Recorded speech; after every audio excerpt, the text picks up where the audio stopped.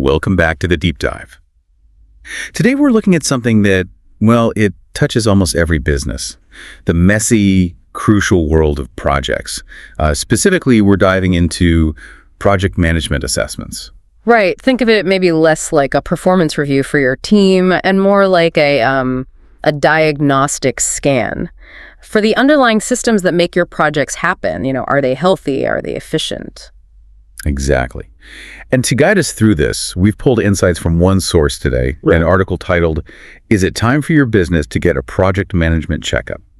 It's by Donna Franklin West. Yeah, and our goal with this deep dive is really to understand, based on this article, what these assessments actually are and figure out who they're truly designed for, and just as importantly, maybe who doesn't need one, and sort of walk through what the process involves. Right. Ultimately, we want to give you the clearest possible picture from this source so you can consider if this kind of checkup is something, relevant to you. Because let's be honest, we've all been there, right? You start a project, best intentions, maybe you even have a fancy project charter. And then weeks or months in, things are, well, they're off the rails. Budget's tight, deadlines are slipping, maybe stakeholders aren't happy. You feel like you're just reacting, putting out fires instead of, building something. And often those recurring issues aren't just bad luck or like one underperforming team member. They often point to systemic weaknesses in how projects are planned, executed, and controlled within the organization itself. So a systematic evaluation, like the one this article talks about, is really the way to get to the root of those problems. Okay, so let's unpack this fundamental question right at the start. According to Donna Franklin West's article, what is a project management assessment at its core? Well, the article describes it as a thorough checkup of an organization's project management processes. It's a systematic look under the hood, basically, not just at individual projects, but the engine that drives them all. So diagnosing the health of the system, the how of project delivery. What's the main objective then of doing that kind of diagnostic? The core goal, as the article explains it, is to identify what's working well, the strengths, and what's definitely not working, the weaknesses, and crucially, where improvements can be made. Right. It involves looking at current practices through the lens of, say, industry best practices, but also tailoring the evaluation to the specific organization's context and goals. It's got to fit them. And why should you, listening right now, care about your organization getting this kind of checkup? What's in it for you? Because ultimately, these assessments provide the insights you need to align how you run projects with your overall business objectives. I mean, projects aren't just tasks, are they? No, not at all. They're the vehicles for strategic change. So making sure those vehicles are running efficiently and, heading in the right direction is pretty critical for hitting those strategic goals. Okay, this is where it gets really interesting in the article. It actually lists specific types of organizations that seem to benefit the most from this kind of deep dive into their project DNA. Who makes that list? Yeah, the source identifies several key profiles. First up, growing companies. When a business is scaling rapidly, processes that worked fine for a small team often, they break under pressure. So an assessment helps put robust, scalable frameworks in place before that growth completely overwhelms the system. Yeah, I can see that. Those growth pains can definitely manifest as chaotic projects. Makes sense. Absolutely. Another group is organizations with high project failure rates. So if you see a pattern like projects consistently missing deadlines, blowing budgets, or just not delivering what they were supposed to. Yeah, the classic signs. Right. The article suggests an assessment can pinpoint the underlying causes. Maybe it's poor scope definition, maybe weak risk management, could be communication breakdowns, lots of possibilities. And fixing those root causes is essential for boosting success rates and, of course, the return on investment, the ROI from your project spend. So it's about getting past the symptoms and really treating the disease, as it were. Exactly. The article also points to companies in transition. Think major changes like mergers, acquisitions, or maybe large-scale digital transformations. Big shifts. Big shifts. They require project management practices to shift and adapt too, right? To new structures, cultures, or technologies. An assessment helps make sure that alignment actually happens smoothly. Right, because change is delivered through projects, fundamentally. And if the project process itself isn't aligned with the change itself is going to struggle. Precisely. Then there are businesses seeking a competitive edge. If the goal is to be faster, more agile, or maybe more innovative than your competitors, looking critically at how projects flow can reveal opportunities, ways to cut inefficiencies, speed up delivery, improve quality. So making the system leaner and faster so you can basically outmaneuver others. You got it. And it's not just for the whole company either. The article specifically highlights project management offices, PMOs themselves. Oh, interesting. Yeah, the PMO, that's the group often responsible for setting standards and providing support across projects within an organization.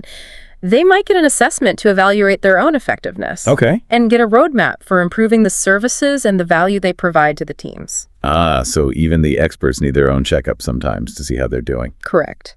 And finally, the source includes startups and entrepreneurs, even early-stage companies. Really? Yeah, establishing solid project management habits from the beginning can help avoid common pitfalls down the road. It builds a much stronger foundation for future scaling. That's maybe a bit counterintuitive for some, thinking it's only for big established places with lots of, bureaucracy. But building good habits early. Yeah, that makes a lot of sense. So when you look at this whole list, fast growth, high failure rates, big transitions, seeking an edge, PMOs, even startups, what's the kind of the big pattern that jumps out at you? Is it just about fixing problems, or is there something else driving this need? That's a great question. Yeah. I mean, it feels like the common thread isn't just failure, though that's part of it. It seems to be more about moments of significant stress or ambition. Stress or ambition, I like that. Yeah, like when the stakes are really high or the system is under pressure, whether it's from growth or change or wanting to beat the competition, suddenly the health and efficiency of how you do projects becomes absolutely critical. Right. It's not just for companies trying to, stop the bleeding, but maybe for those trying to achieve something really ambitious too. Exactly. It's a strategic lever in those moments. Okay, that shifts the perspective a bit. It's not just a fix-it tool. It can be a strategic tool for critical junctures or periods of high aspiration. Absolutely. But that being said, it's not the right fit for every single business. And that's something Donna West's article is pretty clear about too. There are situations where an assessment might not be the best use of time or resources. Okay, right.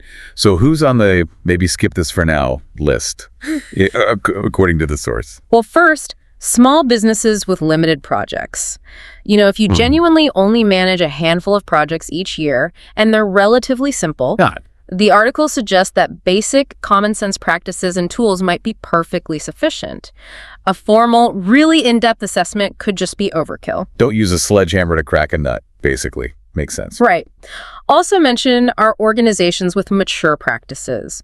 So if a company already has highly efficient, well-defined, and consistently applied project management systems, They're already running smoothly. yeah, they might not uncover revolutionary improvements through a full assessment. Though as the article kind of hints, even mature processes can benefit from regular reviews, maybe finding small optimizations. So if you're already running like a well-oiled machine, the marginal gain might not justify the effort of a full formal assessment. Precisely. But maybe the most critical group on this list, and one the article really emphasizes, is organizations resistant to change. Okay.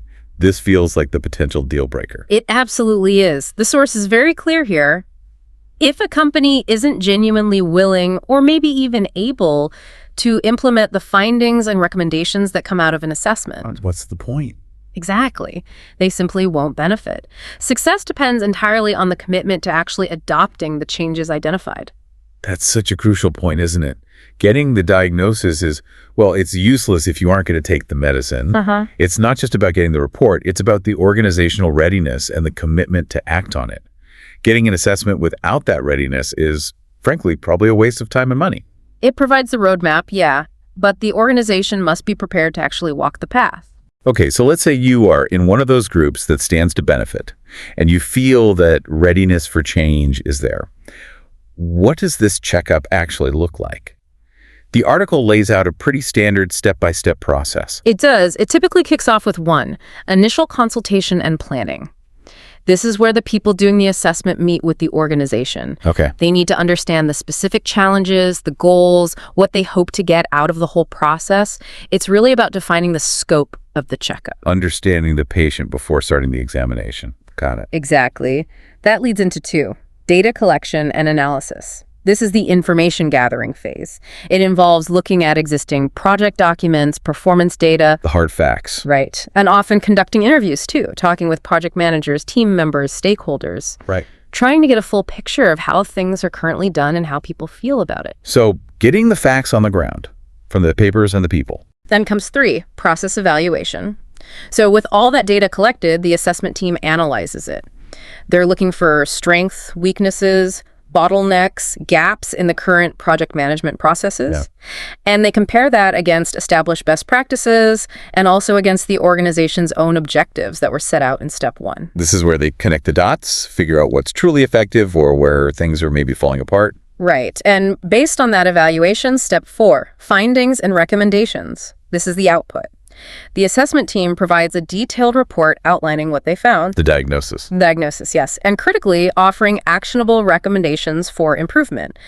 These aren't just, abstract ideas. They should be specific steps the organization can actually take. Actionable is the key word there. Yeah. Not just you have a problem, but here are concrete things you can do about it. Precisely.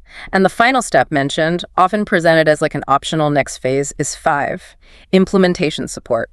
The assessment provider might offer continued guidance or support to help the organization successfully adopt the recommended changes and integrate them into their daily work. Make it stick. That structured approach makes a lot of sense. It seems designed to move logically from understanding the problem to identifying solutions and ideally supporting their adoption, so it's not just a report that sits on a shelf. Yeah, exactly.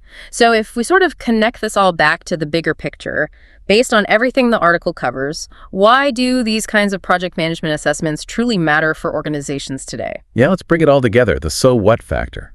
Well, the article's closing thoughts synthesize it quite well. These assessments are basically vital tools for optimizing project management practices, boosting efficiency, and maybe most importantly, achieving those strategic goals we talked about. They provide a clear, data-driven roadmap by identifying strengths, weaknesses, and concrete areas for improvement. And ultimately, that should lead to better project outcomes and stronger overall business performance. So what does this all mean for you listening? I mean, if you heard the descriptions of the organizations that benefit, maybe you're in a phase of fast growth where those project struggles sounded a little too familiar, Right. Or perhaps you're navigating a significant change, then this kind of structured checkup, as described in this article anyway, might be genuinely worth exploring for your business or your team. It's really about shifting from just doing projects to ensuring your process for doing projects is actually a strategic asset, something that drives success and helps you stay competitive. And Donna West's article also hints at exploring related topics, things like tactical planning and fractional project management down the line, which honestly sounds like fertile ground for future deep dives. Indeed. And maybe this raises an important question for you, the listener, to consider right now. If project success is so deeply tied to the health and effectiveness of the underlying process, what's just one small area maybe in your own work or your organization that feels like it could use a quick checkup? Or just a closer look, even without a formal assessment? Maybe it's how requirements are gathered, or how meetings are run, or, I don't know, how project risks are tracked. Just one small thing. Something concrete to think about and maybe explore on your own. Well, thanks for joining us on this deep dive into project management assessments. Yeah, we really hope this exploration based on the article gave you some valuable insights to chew on. Keep exploring, keep questioning, and keep applying what you learn. We'll see you on the next deep dive.